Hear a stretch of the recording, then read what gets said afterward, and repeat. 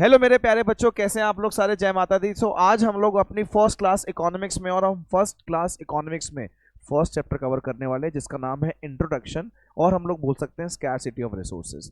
तो इस चैप्टर को स्टार्ट करने से पहले सबसे पहले मैं आप लोगों से क्वेश्चन पूछ रहा हूँ, क्या आपको ये बात पता है why there is a scarcity of resources? हाँ, मुझे पता है कि वो क्लास का बच्चा हमेशा ये 3 आंसर देगा, sir there is a scarcity of resources just because that human wants are unlimited, resources are limited and there is an alternative use of resources. ये बात तो सबको पता होती है, बट मैं आपसे एक क्वेश्चन और पूछ रहा हूँ, why there is a scarcity of resources? Just because of human nature, इंसान के नेचर की वजह से। बच्चों, हर एक इंसान अपने आप को किसी और से कंपेयर करता है। जब एक इंसान अपने आप को किसी और से कंपेयर करता है तो उसकी जब वांट्स बढ़ती हैं तो अपने आप स्कैरसिटी हो जाती है। इसका मतलब मेन मेरे पास क्या है कि स्कैरसिटी क्यों है? स्कैरसिटी सिर्फ एक ही रीजन की वजह से है, that human wants are unlimited, resources are limited and there is an alternative use of resources. आओ मैं आपके साथ ये चैप्टर स्टार्ट करूंगा जिसके अंदर मैं आपको माइक्रो और मैक्रो का डिफरेंस बताऊंगा, पॉजिटिव इकोनॉमिक्स नॉर्मेटिव इकोनॉमिक्स का डिफरेंस बताऊंगा। साथ में आपको बता दिया मैंने अभी जस्ट कि there is a scarcity of resources just because of 2 things या फिर 3 things. Sir human nature, sir इंसान का नेचर है कि एक इंसान सर अपने आप को किसी और से कॉन्टिन्यूसली कंपेयर करते रहता है। सर वो जितना अपने आप को किसी और से कंपेयर करेगा सर उतनी उसकी वांट्स और बढ़ेंगी। सर जितनी उसकी वांट्स बढ़ेगी ऑटोमेटिकली सर इंसान के पास रिसोर्सेज की स्कैरसिटी हो जाएगी। कुणाल सर, तो मेरे पास तो एक जनरल रीजन है, मैं किसी को भी पढ़ा सकता हूं। इसका मतलब ऐसा कोई इंसान नहीं जो अपने आप को किसी और से कंपेयर ना करता हो। इसका मतलब अगर मेरे सामने कोई बात ये बोल दे कि सर मैं तो अपने आप को किसी से कंपेयर नहीं करता, मैं तो उसको इंसान नहीं मानता, इसका मतलब अगर इंसान है तो कंपेयर तो करेगा, और अगर कंपेयर करेगा तो स्कैरसिटी तो होगी ही होगी।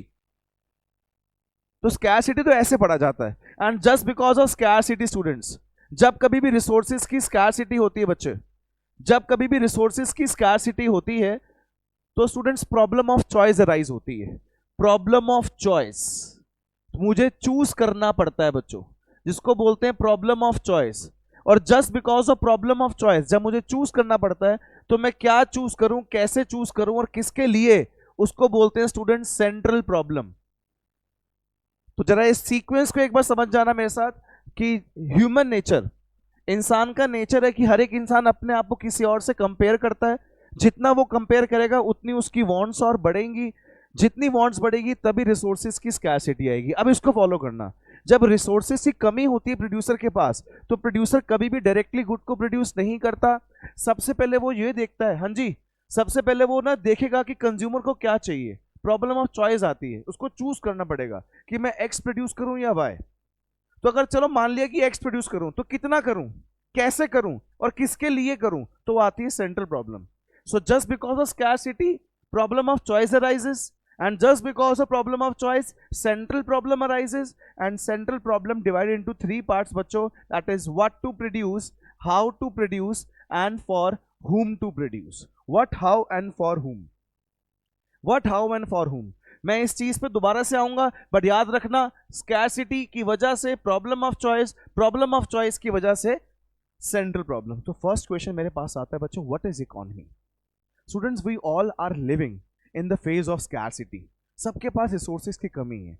अब देखना यह है कि इंसान इस स्कैर रिसोर्सेज को किस तरीके से यूटिलाइज करता है, प्रोडक्शन करने में, एक्सचेंज करने में, डिस्ट्रीब्यूशन करने में, कंजम्पशन करने में। यही तो स्कैरसिटी है, यही तो इकोनॉमिक्स है। तो इकोनॉमिक्स पता क्या होगी? How we all are living in the world of scarcity, how we are utilising our resources in the world of scarcity. The subject is known as economics. But पहले बताओ Kunal sir, what is economy? हाँ देख लो, आप खुद देख लो, economy एक ऐसा system है जिसमें इंसान देख रहा है, हाँ जी, get a living to satisfy their want, किसके प्रोसेस से? प्रोडक्शन में, एक्सचेंज में, डिस्ट्रीब्यूशन में।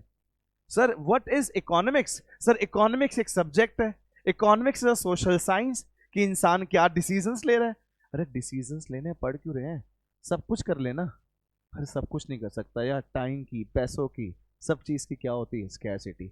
सो economics is the social science which studies the way कि सोसाइटी कैसे चूज कर रही है to use its limited resources.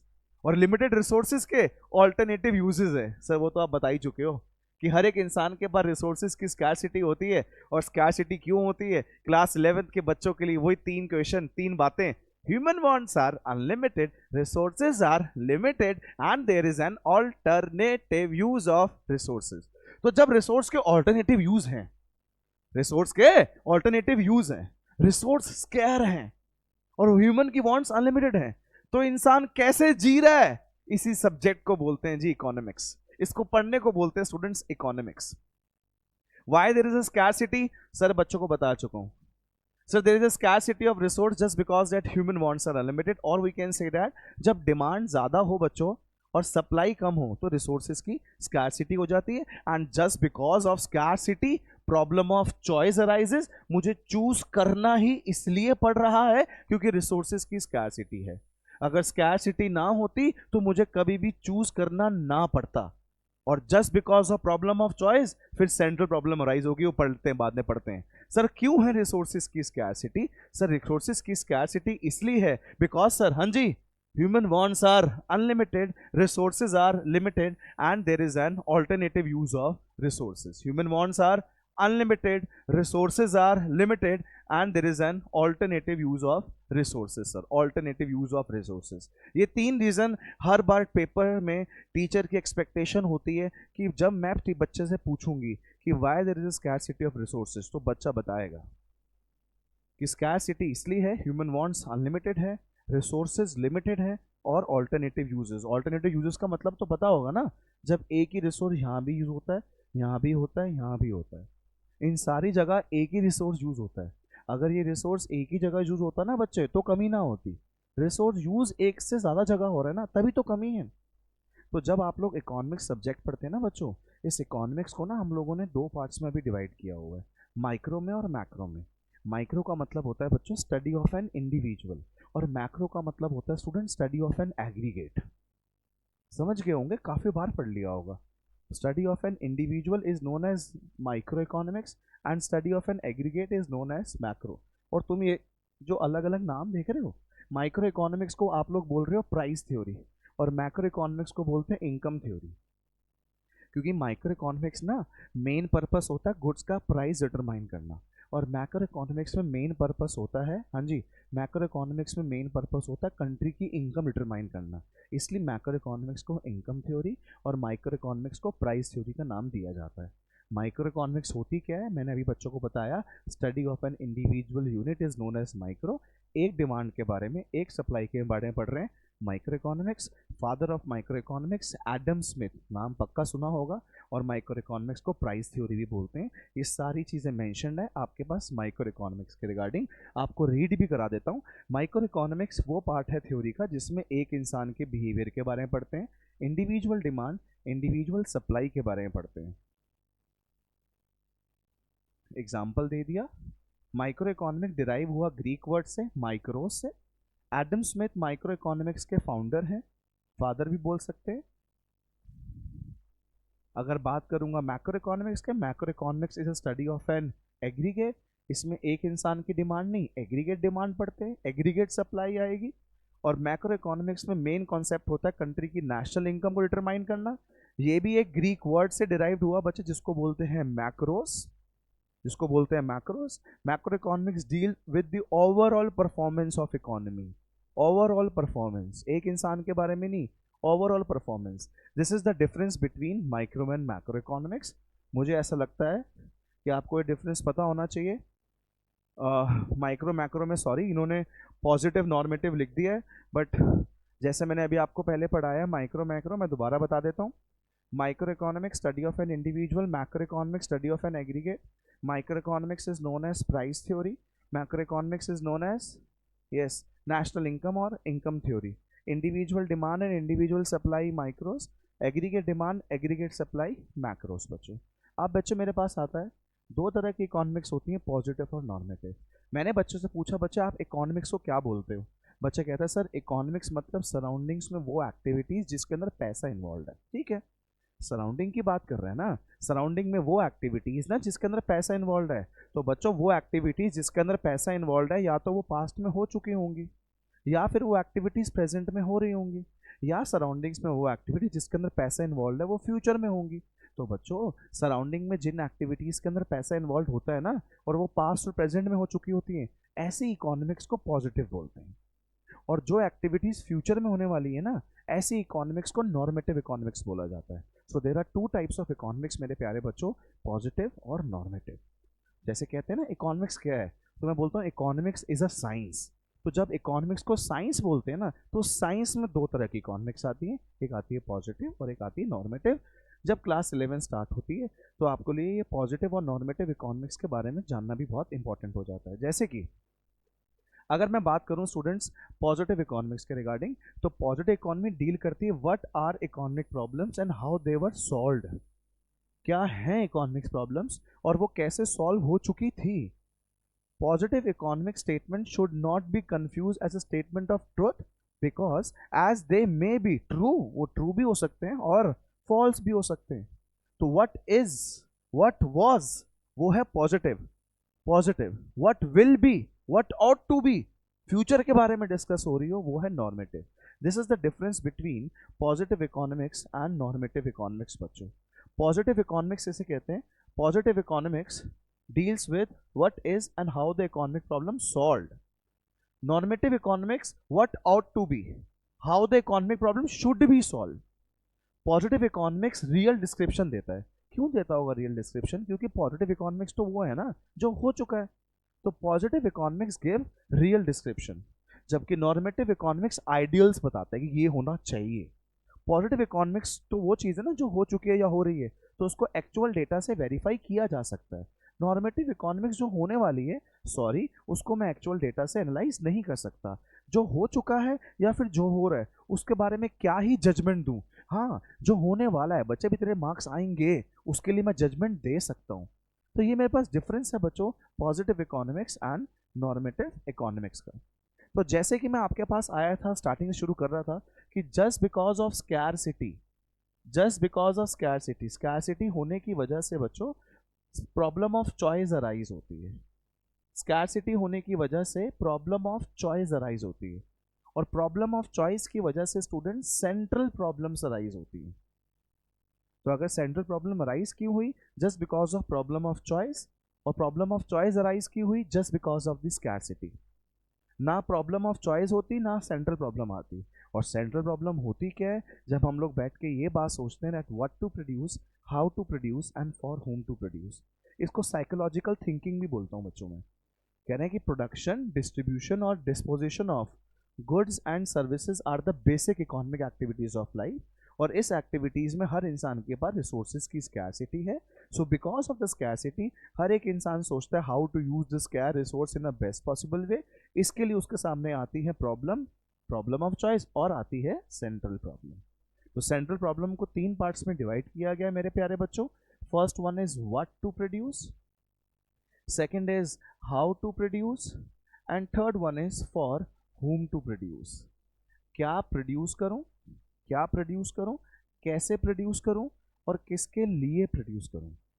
तो what to produce also divided into two parts, that which good should be produce, which good, कौन सा good produce करूं, and in what quantity, how much to produce. How to produce को बोलते हैं कि good को कैसे प्रोड्यूस करना है। There are two techniques to produce the good, that is the labour intensive technique and capital intensive technique. Labour intensive technique का मतलब होता है मोर यूज ऑफ लेबर, और कैपिटल इंटेंसिव टेक्निक का मतलब होता है मोर यूज ऑफ कैपिटल। अब प्रोड्यूसर यूज वो करेगा जिसमें उसकी कॉस्ट कम से कम लगेगी। इंडिया के अंदर लेबर ज़्यादा है तो इंडिया के अंदर मोस्टली LIT यूज होता है। फॉरेन कंट्री के अंदर कैपिटल ज़्यादा है तो वहाँ पर कैपिटल इंटेंसिव टेक्निक यूज होता है। लास्ट सेंट्रल प्रॉब्लम होती है मेरे पास, यहाँ पे तो लेबर इंटेंसिव और कैपिटल इंटेंसिव है। लास्ट मेरे पास प्रॉब्लम होती है फॉर होम टू प्रोड्यूस। मैं किसके लिए प्रोड्यूस करूं, और मैं किसके लिए प्रोड्यूस करूं ये टोटली डिपेंड करता है कंज्यूमर की परचेजिंग पावर के ऊपर।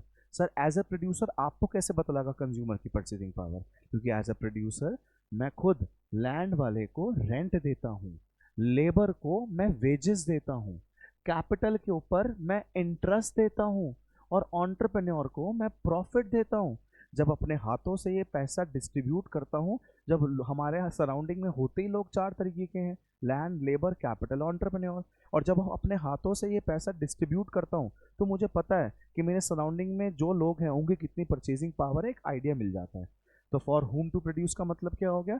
This problem involves a selection of category of people who will be ultimately consume goods, whether the produce goods for poorer or less rich or richer or less poorer. तो ये मेरे पास central problems की theme, that is what to produce, how to produce and for whom to produce. और जब कभी भी मैं बैठ के सोच रहा होता हूँ कि मैं क्या प्रोड्यूस करूँ, कैसे करूँ और किसके लिए करूँ बच्चे, तो मुझे कुछ चीज़ों को लेना पड़ता है और कुछ चीज़ों को सेक्रीफाइस करना पड़ता है। बेटा मैं जिसको सेक्रीफाइस करता हूँ उसको बोलते हैं अपॉर्चुनिटी कॉस्ट। तो अपॉर्चुनिटी कॉस्ट का मतलब होता है नेक्स्ट बेस्ट ऑल्टरनेटिव को लेने के लिए जो मैंने सेक्रीफाइस किया, next best alternative foregone is known as opportunity cost. For example, if I have two options, that the one option is to get 70,000 from firm A and second option is 90,000 from firm B, so definitely I will choose the second option.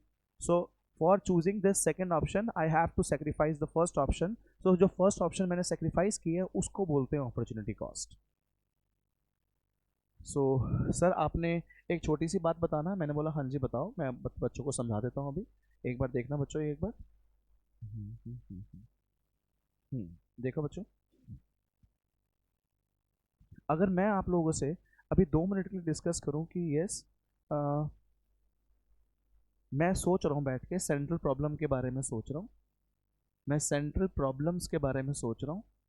और central problems क्या होती हैं बच्चे? वो होती हैं what to produce, what to produce, how to produce होती है, और होती है फॉर हुम टू प्रोड्यूस। क्या प्रोड्यूस करूं, कैसे प्रोड्यूस करूं और किसके लिए प्रोड्यूस करूं। अगर बैठ के मैं ये सोच रहा हूँ तो बच्चा जब मैं ये बैठ के सोचता हूँ ना कि मैं क्या प्रोड्यूस करूं, कैसे करूं और किसके लिए करूं, तो गुड्स को प्रोड्यूस करने के लिए डिफरेंट डिफरेंट पॉसिबिलिटीज बनाता हूँ। आओ आपको पॉसिबिलिटीज बना के दिखाता हूँ। फॉर एग्जाम्पल दो गुड हैं, एक गुड है एक्स और एक गुड है वाई। कुछ टीचर इसको बोलते हैं राइस और वीट। और मैं अब सोच रहा हूँ कि अपने स्कैर रिसोर्सेज को इन दो गुड्स पे लगाऊं। तो जब कभी भी आप पॉसिबिलिटीज बनाओगे, ऑप्शंस बनाओगे, तो आप क्या करोगे, पहले सारे रिसोर्स किसी एक चीज़ पे लगा के देखोगे।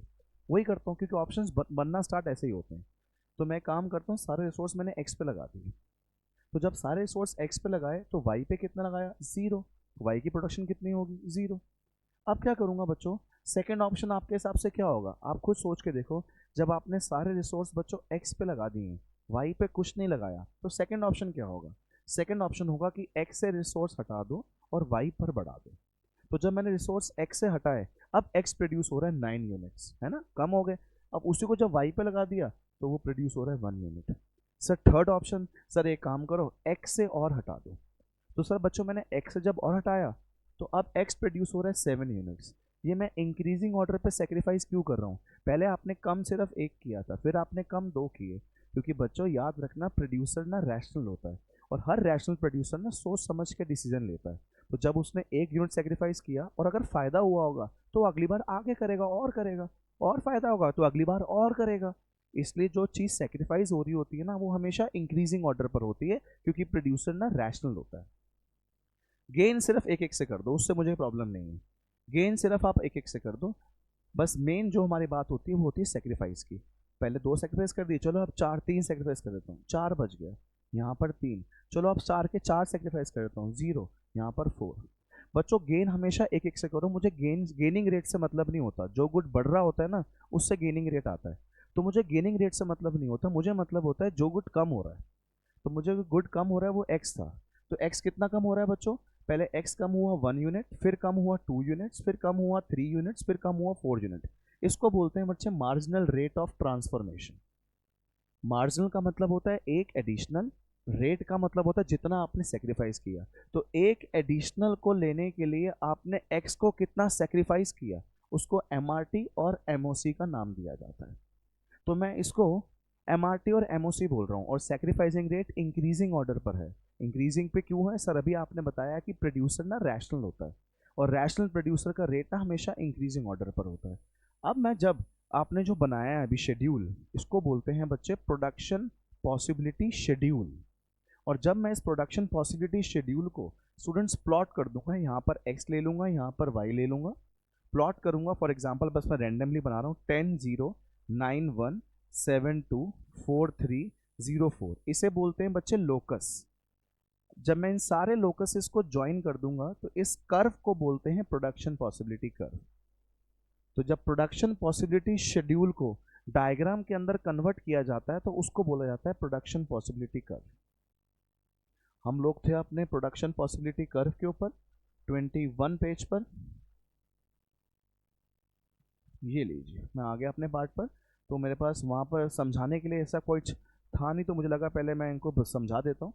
यहाँ पर भी यही हो रहा है, एक गुड गेन हो रहा है स्टूडेंट्स, एक गुड गेन हो रहा है, एक सेक्रीफाइस हो रहा है। जो गेन हो रहा है मैं उसको 1 1 से ही बढ़ाया है, क्योंकि गेनिंग से मुझे मतलब नहीं है। जो गुड सेक्रीफाइस हो रहा है उसको सेक्रीफाइस में इंक्रीजिंग ऑर्डर पे करूँगा। पहले सेक्रीफाइस 1 किया, फिर सेक्रीफाइस 2, फिर सेक्रीफाइस 3, फिर सेक्रीफाइस 4, फिर 5, फिर 6 के 6 सेक्रीफाइस कर दिए। और जब मैंने इंक्रीजिंग रेट पे सेक्रीफाइस किया उसी को एमओसी या एमआरटी बोलते हैं। और जब सेक्रीफाइसिंग रेट इंक्रीजिंग है तभी जो मेरे पास पीपीसी बनता है वो हमेशा कॉनकेव बनेगा। तो मुझे यहाँ पर पीपीसी की प्रोडक्शन पॉसिबिलिटी कर्व की दो प्रॉपर्टीज दिख रही हैं बच्चे। पहली प्रॉपर्टी है कि जो पीपीसी है वो मेरा डाउनवर्ड स्लोपिंग बन रहा है, और दूसरी प्रॉपर्टी है जो मेरा पीपीसी है वो कॉनकेव है। कॉनकेव क्यों है? क्योंकि सेक्रीफाइसिंग रेट इंक्रीजिंग है। डाउनवर्ड क्यों है? क्योंकि एक गुड बढ़ रहा है, दूसरा गुड कम हो रहा है। पूरी इकोनॉमिक्स में जब कभी भी दो चीज़ों के बीच में इनडायरेक्ट रिलेशन होगा तो उसका कर्व डाउनवर्ड ही बनेगा। तो मुझे दो फीचर्स, दो प्रॉपर्टीज दिख रही हैं पीपीसी की। PPC is a downward sloping curve and PPC is concave to the origin. Curve के बारे में एक्सप्लेन किया है, जो आपने बताया कि एक को गेन किया दूसरे को सेक्रीफाइस, एग्जैक्टली आपको वही एक्सप्लेन किया हुआ है। अजम्पशन क्या है इस पीपीसी को बनाते वक्त? कि मेरे सारे resources fully and efficiently utilised हो रहे हैं। जो रिसोर्सेज हैं मेरे पास, सिर्फ मैं उन्हीं रिसोर्सेज से पीपीसी बना रहा हूँ, कहीं भगवान जी मुझे ऊपर से रिसोर्स और नहीं दे देंगे। टेक्नोलॉजी भी मेरी फिक्स्ड है, पूरी मानूंगा। तो कुछ अजम्पशंस होती हैं पीपीसी को बनाने के लिए। पीपीसी के फीचर्स और प्रॉपर्टी आप बता ही चुके हो कि दो प्रॉपर्टी है। पीपीसी डाउनवर्ड स्लोपिंग इसलिए है क्योंकि एक गुड बढ़ रहा है, दूसरा गुड कम हो रहा है, दोनों के बीच में इनडायरेक्ट रिलेशन है। और जब कभी भी इनडायरेक्ट रिलेशन होता है कर्व्स के बीच में तो पीपीसी हमेशा हमारे पास डाउनवर्ड स्लोपिंग ही बनता है। कॉनकेव क्यों है? क्योंकि सेक्रीफाइसिंग रेट इंक्रीजिंग ऑर्डर पर है। अगर डिक्रीजिंग पर होता, पहली बात, अगर डिक्रीजिंग पे होता तो कभी भी प्रोड्यूसर रैशनल ना होता। इकोनॉमिक्स हम लोग पढ़ना स्टार्ट ही इस बात से करते हैं कि हाँ प्रोड्यूसर रैशनल है। तो अगर प्रोड्यूसर रैशनल है तो वो सेक्रीफाइस पहले कम करेगा, फिर ज़्यादा करेगा, फिर ज़्यादा करेगा।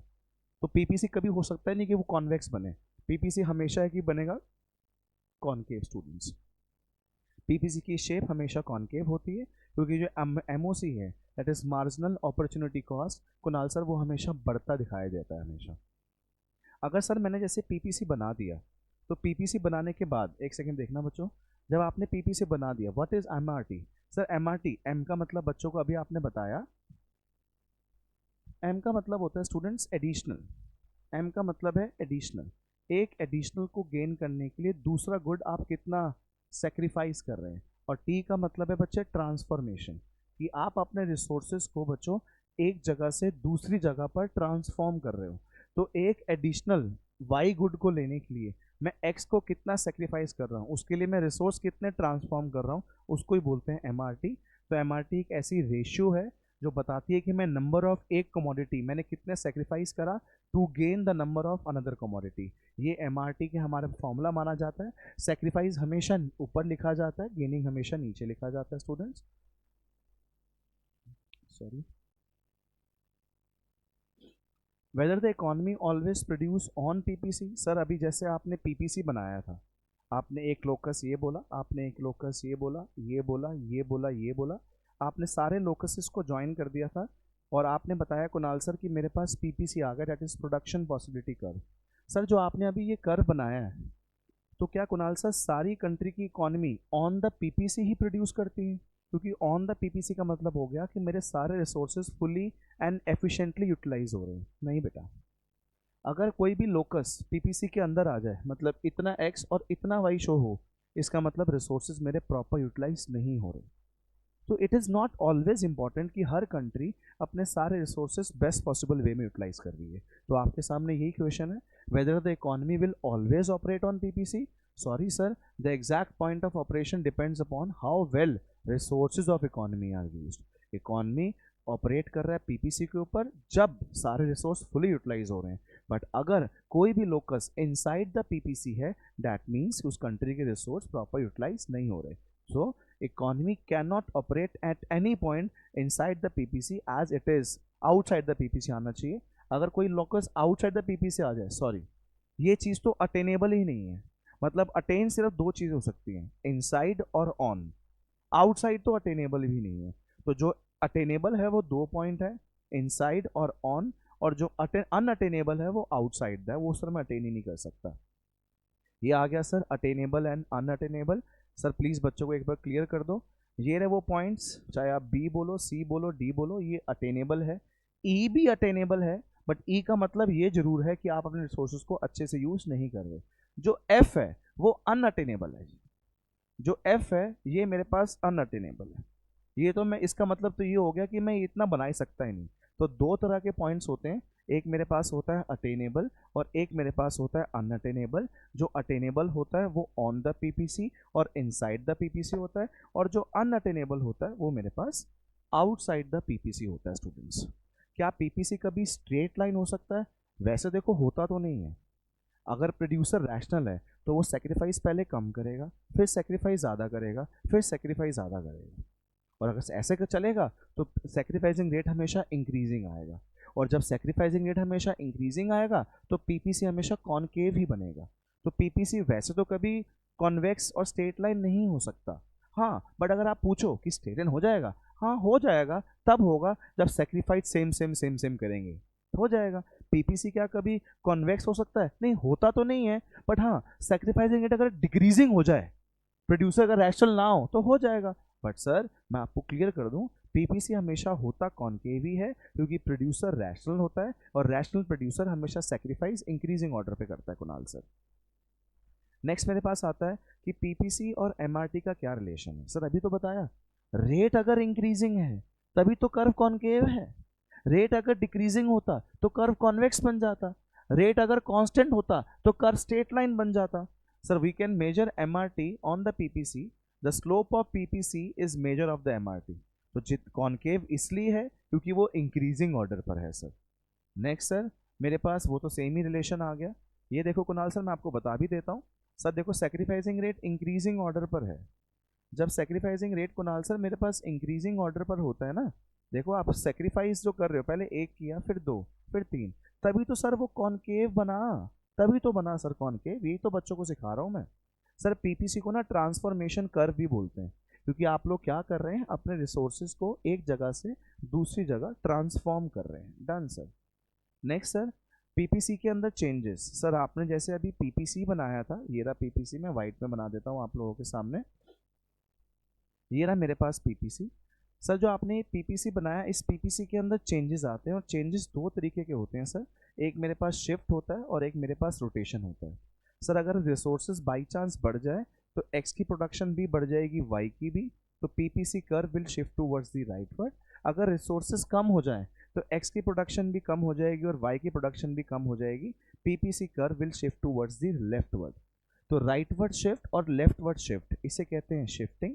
By chance Kunal sir, by chance Kunal sir, जैसे आपने अभी पीपीसी बनाया था, ये रहा, दोबारा से बना दो एक बार. ये रहा मेरे पास पीपीसी, ये रहा एक्स और वाई. बाई चांस आपके पास रिसोर्सेज सिर्फ एक्स के लिए बढ़ते हैं तो प्रोडक्शन भी सिर्फ एक्स की बढ़ेगी, वाई की प्रोडक्शन के ऊपर कोई इफेक्ट नहीं आएगा. ये देखो सर, जब कभी भी एक ही एक्सिस में चेंज आता है तो उसको रोटेशन बोलते हैं. क्या पता है एक्स के लिए रिसोर्स कम हो जाए तो कोई बात नहीं, एक्स के रिसोर्स कम हो जाएंगे, बट वाई के ऊपर कोई इफेक्ट नहीं आएगा. तो जब कभी भी कुणाल सर एक ही एक्सिस में चेंज आता है तो उसे बोलते हैं रोटेशन. रोटेशन एक्स एक्सिस पे भी हो सकती है, वाई एक्सिस पे भी हो सकती है. और शिफ्टिंग भी सर दो तरीके की होती है, एक राइटवर्ड शिफ्ट और एक लेफ्टवर्ड शिफ्ट. ये देखो कुणाल सर, सबसे पहले आपको राइटवर्ड शिफ्ट बताया गया है. दैट मीन्स अगर रिसोर्सेज अगर आप लोगों के बढ़ जाएं तो PPC curve will shift towards the. अब रिसोर्स बढ़ जाए या फिर टेक्नोलॉजी इंप्रूव हो जाए, PPC curve will shift towards the rightward. अगर रिसोर्सेज और टेक्नोलॉजी आपके कम हो जाए तो PPC curve will shift towards the leftward. Rotation होता है सर जब कभी भी चेंजेस सिर्फ एक एक्सिस पे आता है. क्या पता रिसोर्सेज बढ़ और कम सिर्फ बटर के ले रहे हैं तो सिर्फ बटर की प्रोडक्शन बढ़ेगी और कम होगी, बाकी कोई चेंज नहीं आएगा गन्स के ऊपर. और क्या पता सर वाई एक्सिस में चेंज आ रहे हो.